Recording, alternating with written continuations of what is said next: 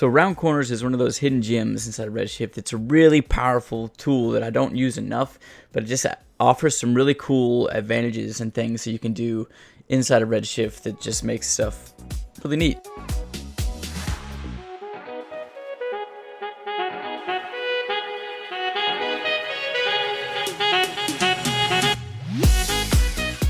Okay, so check this out. So we've got this cube here, and we've got a basic cube. We've got one segment, one segment, one segment. We'll open up a render viewer. You see you've got these sharp edges here, and normally you don't want that because nothing in the real world is that sharp.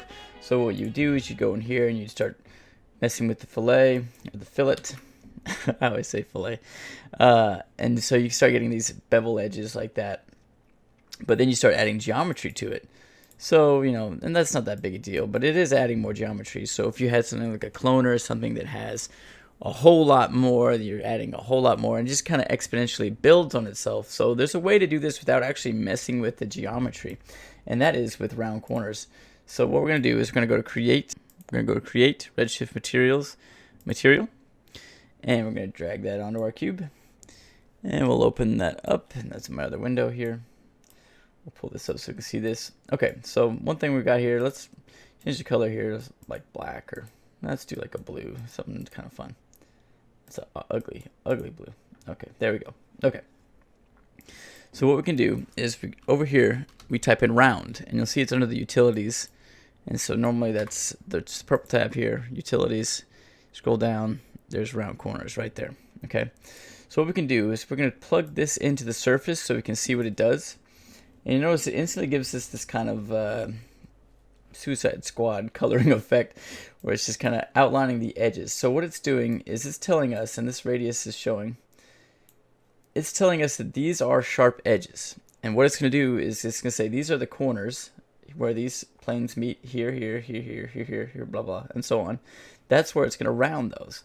So what this is doing is this is determining how curvy the roundness is. Basically like when you increase the fillet size. So we'll keep it about right here for now in the samples. We'll keep it 6. And we'll plug this. This gets plugged into the bump, okay? So you don't have to plug it into a bump map. You just have to plug it into the bump input. And then that goes into here. Okay, so we've got round corners, goes in the bump input, and then the material into the surface. And you can see already, without adding any geometry or anything, we have a nice filleted corner. And we can start tightening that up like that. Yeah. So we're getting these little spectral highlights here without actually changing our geometry at all. Now that's really cool. That's awesome, especially if you have something like a really complex model that you downloaded, but it's kind of low poly, like it was made for games, so it has a lot of sharp edges, and you just want those edges to kind of have a nice bevel. I will show you a really cool instance of how to use this right now, actually.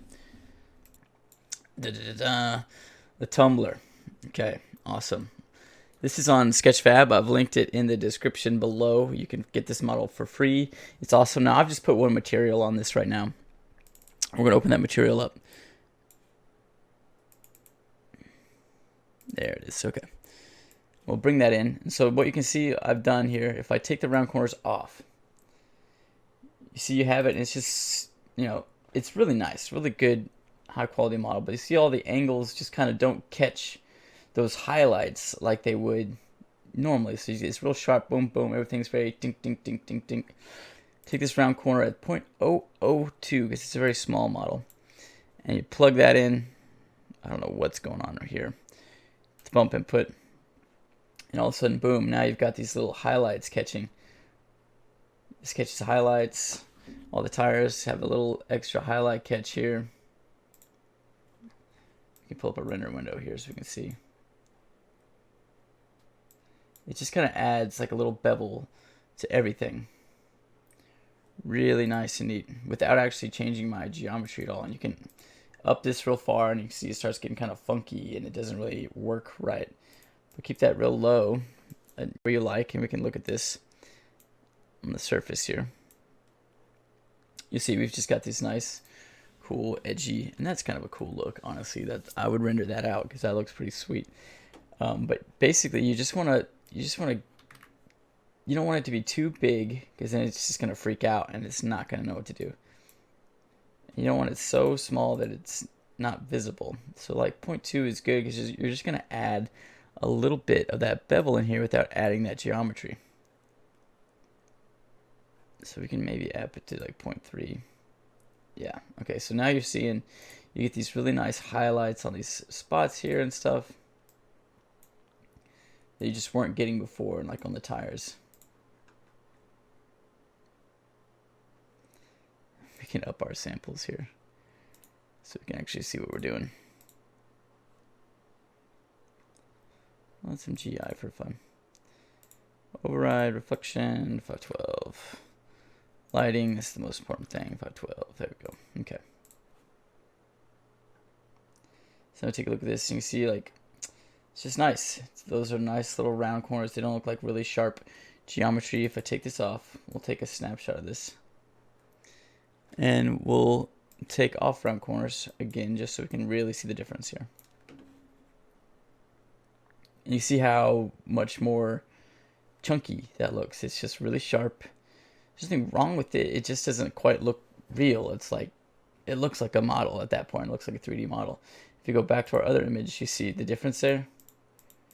How much like just more natural that looks. All this stuff looks better. All these little divots, these look like they're actually like a part of the, yeah, everything just looks so much better that way. It's really cool. So it's without adding any geometry, all the curvature around that. Really, really neat. So the difference is like, okay, well, what if I just wanted to add, you know, why wouldn't I just add bevel? Because this is the model, okay? This is insane. Really cool, awesome. I love people that give stuff away on Sketchfab, but this is crazy geometry. I don't know if this was scanned or what, but this is nuts. If I try to select all this, right? Okay, we've got all that. We'll go here and we'll select all the lines here. Okay, and I say I want to just add a tiniest little bevel to this. This might break my computer. Right click, bevel. I'm scared. Like 0.02. I've broken my computer. Okay, so obviously crashing your computer is not what you want to do, and that's what's so awesome about round corners. It can take crazy complex geometry like that and fake a bevel on it. Like there's no way I could redo. I could not do that. I could not go into that Batmobile and add the geometry I needed to add to make that look like I wanted it to look. But with round corners, it worked perfectly. So another cool thing round corners does is we've got our cube here, right? Let's grab this cube, hit E, and we'll just duplicate it and pull it back here. Put it right on top. And you can see, because it has the same material on it, there's a few things we can do here. So with this material, which if you ever notice that this isn't up to date, that's because it always renders this first. So if you want this to be up to date and look right, you just need to pause this and double click your material again, and that'll refresh this. If we close this, bring that back up, there we go. So now it's refreshed that. So if you ever notice that this isn't updating, you just have to close it and open it back up. Okay, so we've got this going. One thing we can do is up this, and you'll start to notice that these two shapes are melding together. So we can really smooth this out and then up the samples like 30. I don't suggest clicking and dragging this because for some reason, like if I click, I'm gonna unpause, I'm gonna unrender this because this might break it. If you click here, it's like, oh yeah, 33,000. I'm like, why is this slider 0 to a billion? I don't know, but now I've frozen it again. Okay, let's just. Why? I don't know. Understand why they do things like that. 6. Let's go like 30. Okay. Hit play.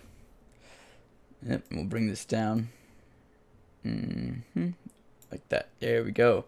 So just like that, we've got two shapes melding together. So we can say consider same object only. And so what that's going to do is that's going to say it's going to round corners of one object that it's on, and it's not going to take into account the fact that these two cubes intersect.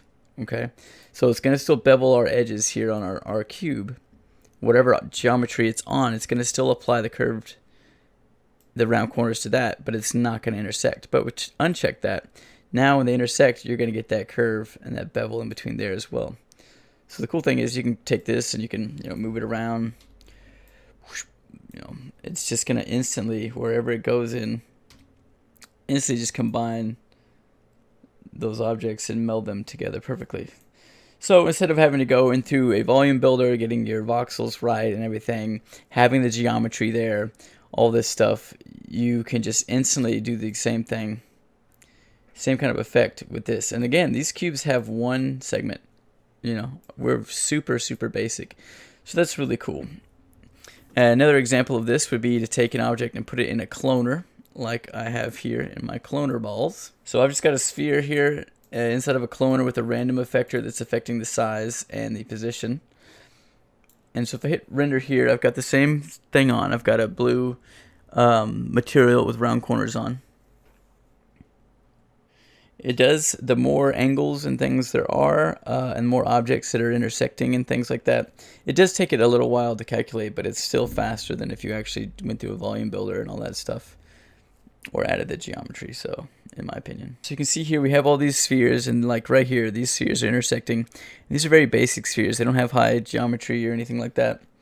And you'll see they're actually just sort of nicely bubbling out together. They intersect, but they look like they're smooth and all this stuff here. This is like a nice bubble, and really they're super sharp. If we went in here, let's take a screen grab of that.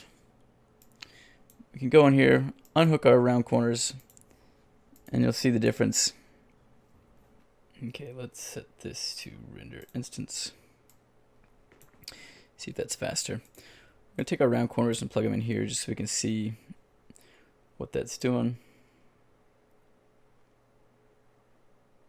Can tighten that up, or we can get that a little like that to make it more blobby. Overall bump, and there. Okay, there you go. So now you've got this nice, softer, little bubblier, and we haven't changed geometry or anything. It's still, let's look at that's very basic. Really cool. Very easy way. You don't have to take it into a volume builder and do all that stuff. If that's all you're doing, you can have these nice bubbly things here. So one last thing I want to show is, let's say you have an object here like this, okay, but you want to add you have a texture map, right? So you got Maxon noise or something here, and if you don't have Maxon noise, you can just use a C40 shader and noise. I explain all that in another tutorial and also a Skillshare course I have.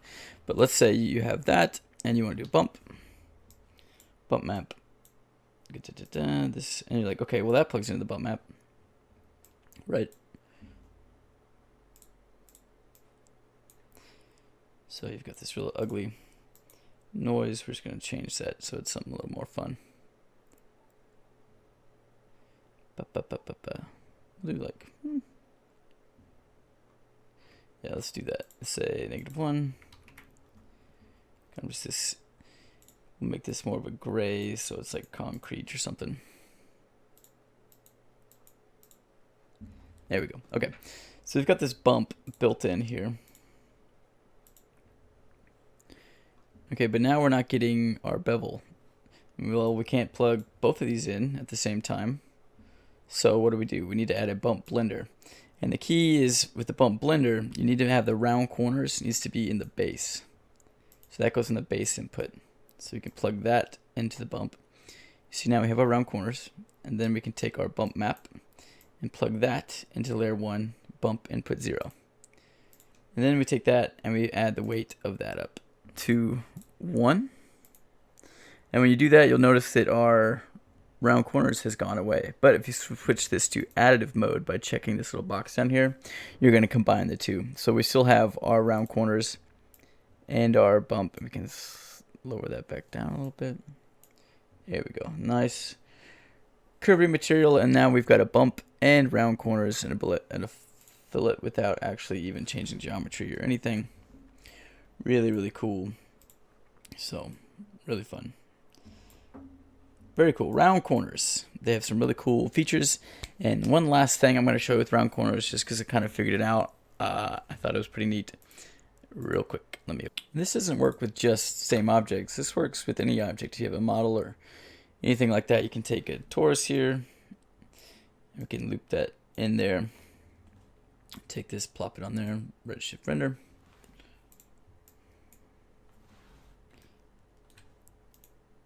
So let's go in here and let's add some geometry pipe segments. Let's say 64, ring segment 64, cube. Let's say 555 just for fun. And let's open up our round corners here and just kind of up the radius of that. There we go.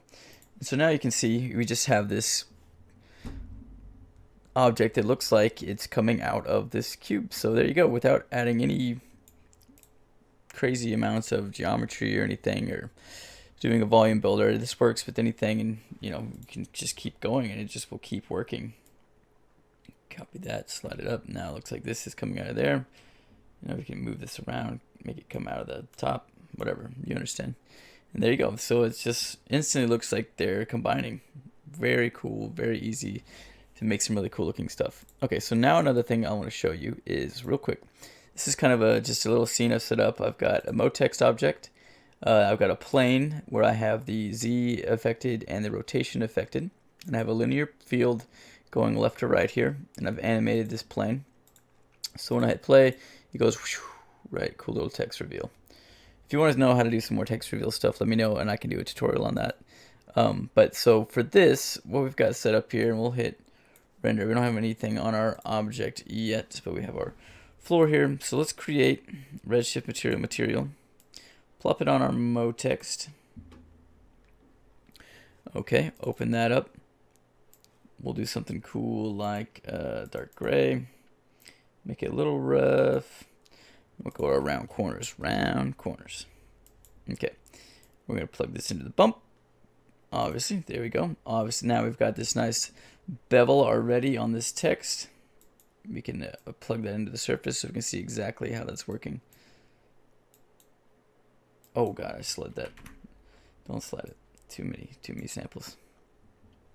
Okay, there we go. Let's plug that in.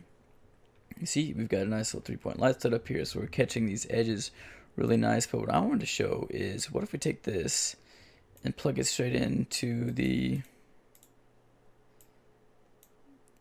diffuse color?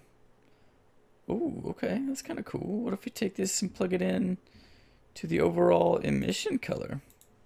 And we go to our emission weight and we turn that up to like 50. Oh, okay, now we're getting kind of a cool, like, Suicide Squad kind of thing. We'll go into our render settings here. We'll make sure we're in Redshift. We'll go to the GI under the Redshift tab. I said Redshift. GI, brute force. We'll crank it up to like 6. Crank the samples up to 1024. Okay, so now we have this object. We can turn off this backlight if we want. This one. Yeah, we can really see that this is now actually lighting and reflecting there. So pretty cool. We can take the diffuse color off and we can just leave it on the emission color. So that's just kind of a cool thing, where if you want to do like a Suicide Squad kind of look, you could just instantly have this kind of cool edgy look where your edges are glow. So if you use curvature or something, obviously they would all be the same color, but you could recreate this with a triplanar node and 3 curvature maps and all this stuff, but instantly you get this kind of a cool, this axis, this axis, this axis get their own colors. So one thing we could do to start playing around with that is actually we could do a couple things. We could go to color and go to color correct and just plug this into the input and then plug this into the emission color. And so now inside of this, we can just start shifting the hue. And we can just start changing the colors until we get some cool, like, fun 80s colors if we like. We can desaturate it. We can resaturate it. Shift the hue, increase the contrast, the gamma, you name it. Cool. So let's say you have this cool 80s old school Edge logo here. You go over here in your render preview and you got your gear. You go in here to bloom, turn that on, lower that down, turn on the softness a little bit. Get yourself a nice little glowy 80s effect going on. You could do a streak if you wanted. Now you're getting real 80s-y. Streak number, we'd like to do just one streak. And like that angle. Ooh, yeah. So there you go. Now you've got this kind of cool, fun 80s.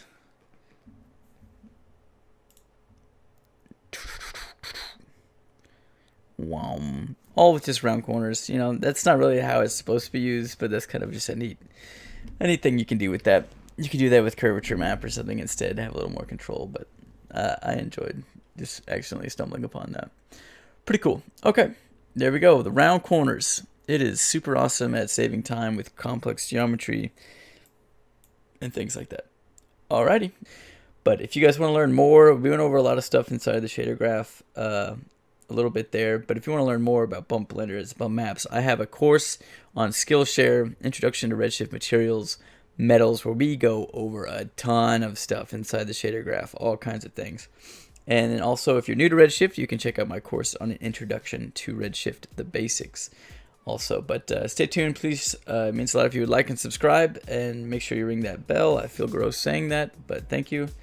That will let you know next time I have a tutorial uploaded, which I'm going to upload often. Hopefully continue to do more. Let me know more things you want to learn. All right.